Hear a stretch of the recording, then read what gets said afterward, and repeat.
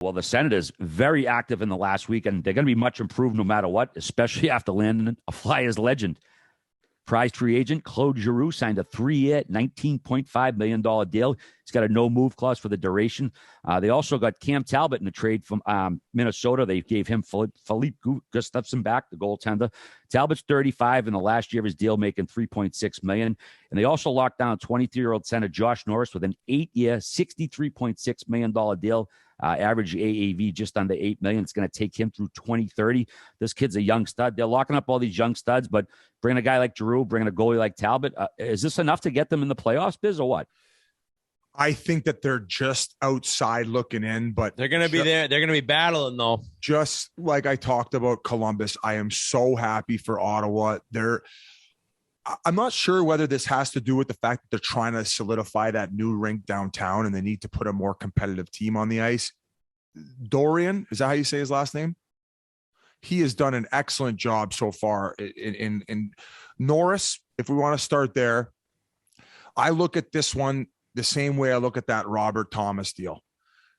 Maybe a little expensive at the beginning for what he's proven, but come year 4, 5, 6, this is going to be an absolute steal. I think it's a steal already. I think he's fucking nasty. 35 tucks last year. He was incredible. I couldn't be happier for the guy and the fact that this team is now making waves. So well earned. But you got to admit that is a lot of money for a guy who basically just had one good season. But who cares?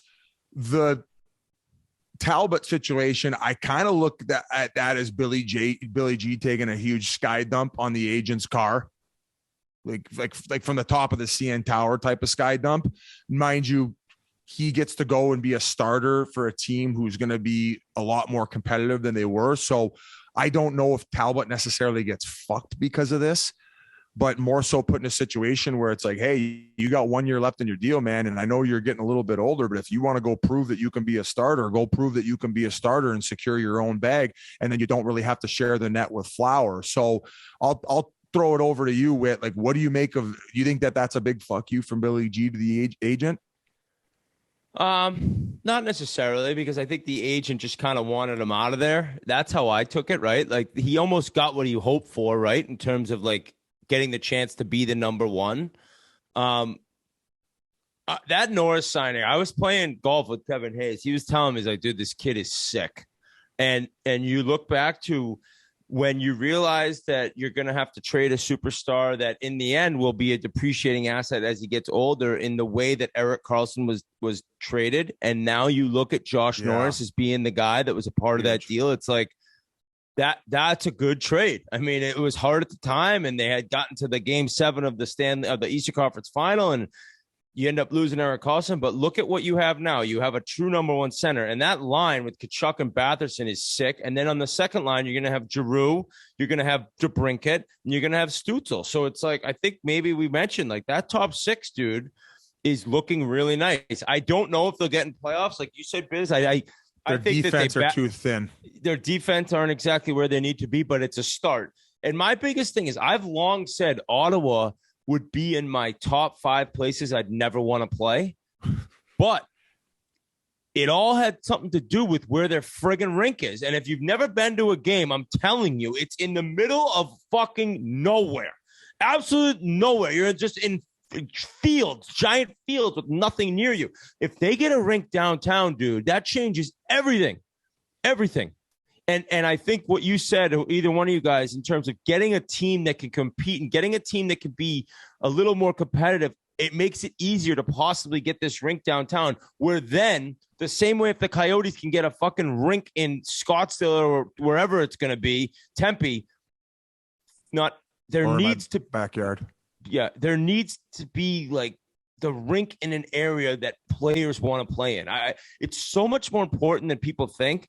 But now with this team, it's going to be a better team. They're much improved. Maybe that really helps them get a rink where the team could actually succeed, because where it's at now is a disgrace. And I mean, we didn't really touch on DeBrincat that much. I know you just mentioned him briefly. He's going to be on the second line with Giroux and Stützle. I don't know what Chicago was thinking on that one.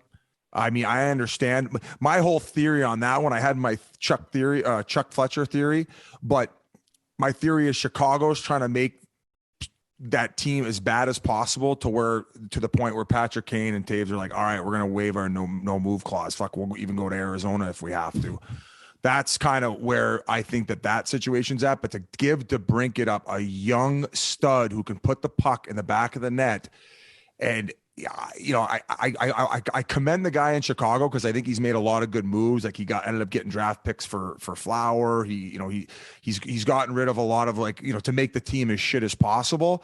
But when a guy's that young and that good, I think that might be one component that you want to keep. But credit to Ottawa for being able to lock him up. And now they have a very deadly top six. So very happy with the moves they've made. And that's why they're at the top of the list here at the podcast as far as discussions. Two teams that never, ever would have been described as organizations that might be really making the biggest steps in the free agency market come July. So it's cool to see markets that kind of deserve to have some big signings go their way. The same way Biz mentioned with the Columbus fans finally fired up and celebrating for once. Absolutely, yeah. Ottawa, they got to get a top 4D, but they got a great coach, DJ Smith. Obviously, I bet the shit out of him last year. I watched him a ton. The team never quit, man. They did not quit no matter how much they were down. They always battled back. So, bringing in guys like Talbot, Drew, DeBrincat, they can only probably get better, I would imagine.